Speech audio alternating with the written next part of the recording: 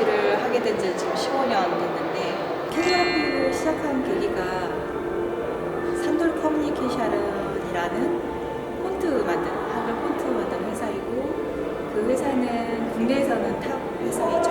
온라인 사이트에서 아트 디렉터로 일을 했는데, 제가 어렸을 때 꿈이 화가랑 선생님이었는데, 제가 직업 자체가 웹 디자이너였거든요. 그러다 보니까 모니터로 디지털로만 작업을 하다가 손으로 쓰는 캘리그라피를 접하고 나니까 이 캘리그라피라는 분야가 너무 재밌고, 그 시간만큼은 아무 생각 없이 스트레스를 다 날리더라고요. 그래서 아, 이거 참 재밌다 하고 그 매력에 푹 빠져서 결국은 이쪽으로 전향을 해서 캘리그라피 작가로, 또 한편으로는 디자이너로 활동을 하고 있습니다. 산돌 투어링이라는 프로그램이 있어요. 그거는 매월 한글 아니면 폰트 디자인에 관심 있는 분들을 방문을 해서 산돌을 투어하는 프로그램이거든요. 주로 이제 학교에서, 대학교의 디자인과 학생들 아니면 디자이너들, 시각 디자이너들, 이런 분들이 한 20명 정도씩 매달 방문을 하는 거죠.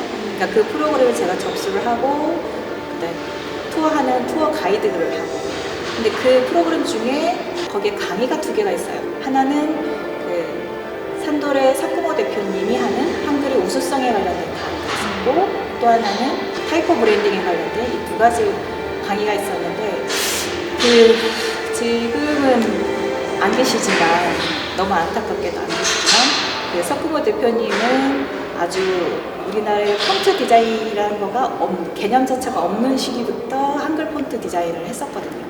그분이 한글의 우수성에 대한 강의를 하시는데 매달 할 때마다 저는 그게 울컥울컥했거든요.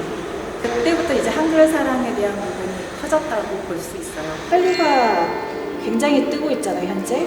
그래서 뭐 K-팝이니 K-푸드니 많지만, 그 많은 것 중에 저는 다른 어느 나라에도 없는 독창성을 가지고 유일하게 한국을 대변할 수 있는 거는 한글이라고 생각하거든요. 캘리그라피는 결국은 글씨를 쓰는 과정이기 때문에 문자가 있어야 돼요. 문자. 그래서 그 문자, 글귀를 먼저 찾아야 되고, 그래서 이미지에서 시작해서 글귀를 찾고, 그 글귀에 어울릴 만한 글꼴을 고민을 하고, 그러니까 아까 말씀한 무궁무진하다고 얘기했던 부분이 한글 자체의 표현에 있어서도 얘가 뚱뚱한지 날씬한지 부드러운지 무거운지 강한지 거친지 이게 글자 안에서 다 느껴지거든요. 그 느껴지는 그 감성을 어떤 형태로 가져갈 건지를 정하는 거죠. 우선은 이 캘리그라피가 서해에서 시작됐잖아요. 그리고 한국 동양화의 특징은 서양화와 다르게 동양화 특징은 여백임이라고 생각이 들어요. 그러다 보니까 꽉 채우는 게 아니라 여백을 주고 글귀에 집중을 하고, 작품에서 보면은 이미지가 많이 보이긴 하지만 그 이미지가 굉장히 단순화시키는 형태로 표현을 하거든요.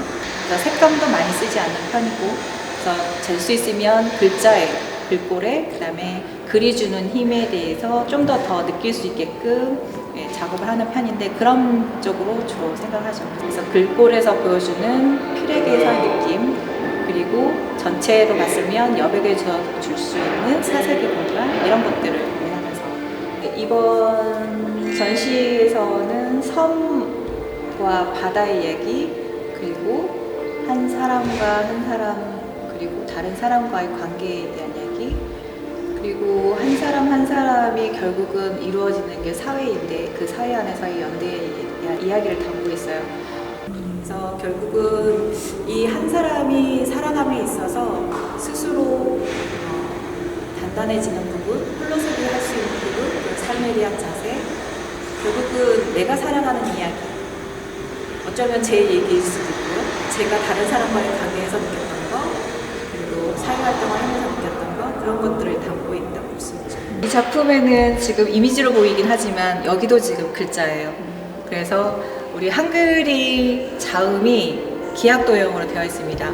그래서 동그라미, 세모, 네모 형태로 되어 있는데, 지금 보면 이게 세모, 네모로 표현된 부분이 세모가 시옷이고 이게 네모가 미음이에요.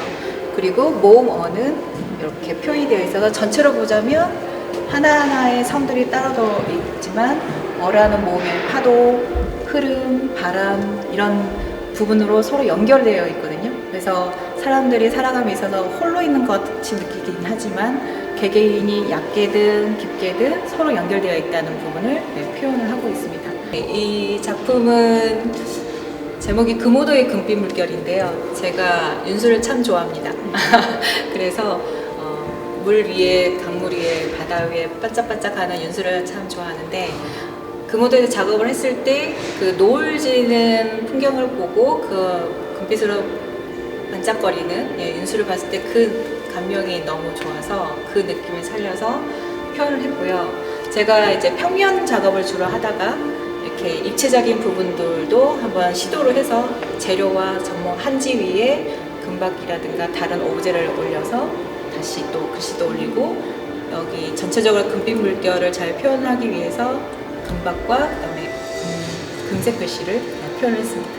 이제 캘리그라피 작품 이 활동이 흘러가는 부분이 현대 사회와 비슷하게 가고 있고 요즘은 재료 부분에서도 굉장히 융합적인 부분으로 작업들을 많이 하셔요. 그래서 서양화 쪽에서 쓰고 있는 재료들을 캘리그라피 작가분들도 사용을 해서 작품을 하고 있고 저 또한 그런 부분들을 계속해서 시도하고 있는 형태고 이미지로서 주는 감동과 그리고 또 캘리그라피는 글귀가 들어가는 부분이 있어서 글자가 주는 글에서 오는 감동 그런 것들이 실제 이제 관람객들이나 보시는 분들한테 감동을 주고 그런 소구하는 측이 또 있지 않을까라는 생각이 듭니다. 우리가 사용하고 있는 언어이고요, 한글이. 그리고 글자를 사용하는 분야, 특히는 이제 캘리그라피는 분야가 굉장히 다양하게 접목할 수 있는 어디로도 같이 스며들 수 있는 분야이거든요. 그래서 어떤 작가가 나타날지 그리고 어떻게 사용이 될지에 따라서 그 방향, 발전성은 무궁무진하죠. 글자를 쓰고 있는 한은 없어지지 않는 분야이고 우리는 계속 글씨를 쓰고 있잖아요. 그리고 예전에 이어령 교수님이 얘기했던 것처럼 디지로그라는 단어가 있는데 디지털과 아날로그의 균형이라고 얘기하거든요. 아무리 세상이 지금 AI 시대로 넘어가고 있지만 사람들은 아날로그적인 감성이라든가 그런 거에 대한 또 소구성, 그다음에 희망, 방향이 계속 좋아하는 부분이 있거든요. 그런 것 때문에 손으로 쓰는 이 활동들은 계속하지 않을까.